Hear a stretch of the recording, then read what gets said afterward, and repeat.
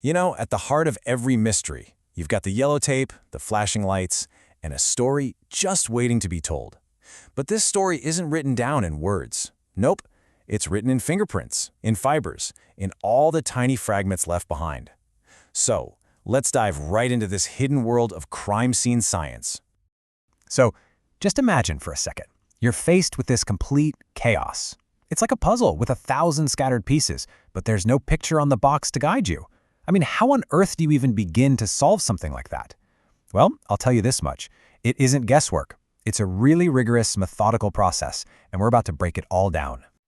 Okay, so that whole process, that discipline that gives investigators the tools to solve this puzzle, it has a name, crime scene science. And it's all about one thing, really, turning that chaos into clarity. So here's the official definition, and it's pretty powerful. It really boils down to 4 key actions: identify, document, collect, and analyze. Think of it like a chain. You can't break any of these links. It's all about applying the scientific method to a place where, something has gone terribly wrong and turning all that confusion into cold, hard facts.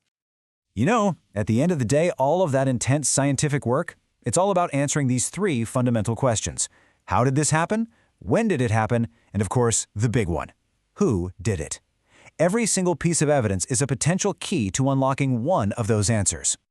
And here it is. This is the path to getting those answers.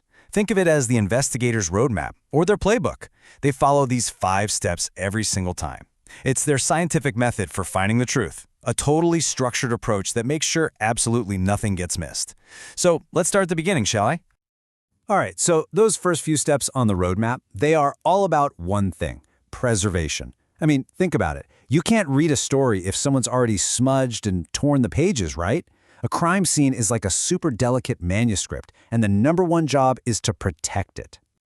So let's break this down. Step 1, securing the scene, is basically about creating a bubble around it. Seriously, nothing new comes in and nothing original gets disturbed or moved. Then comes step 2, which is all about creating a perfect, permanent copy of everything inside that bubble.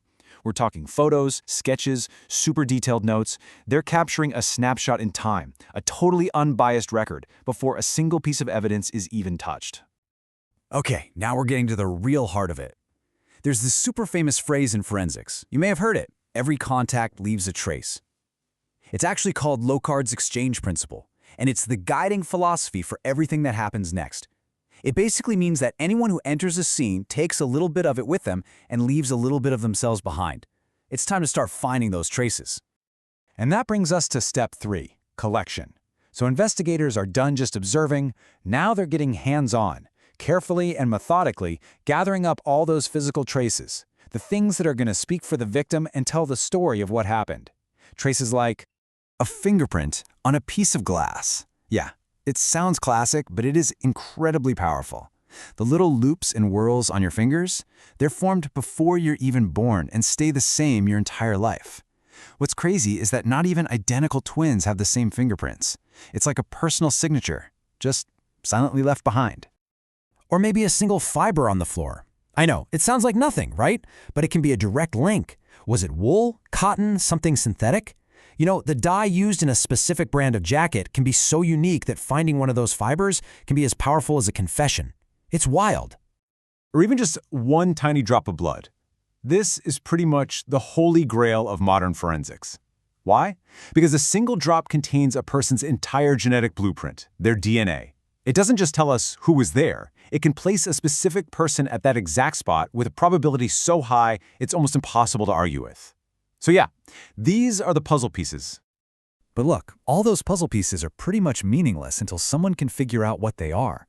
And that brings us to step 4, the lab. The evidence gets carefully packed up and sent from the scene to this sterile, controlled environment. And this is where the real magic happens. Okay, it's not magic, it's science. Microscopes, chemical tests, massive databases, they turn all these silent objects into witnesses. Suddenly, the fingerprint gets a match, the fiber is identified, the DNA is analyzed, and the evidence starts to talk. Okay, so this is the moment we've been building towards. This is where it all comes together.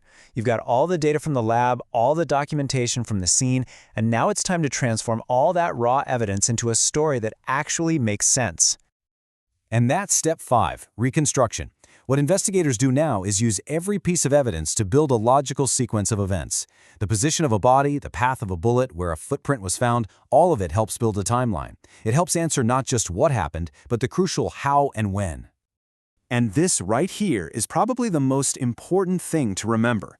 This reconstruction, it's not a guess. It's not some theory they just pulled out of thin air.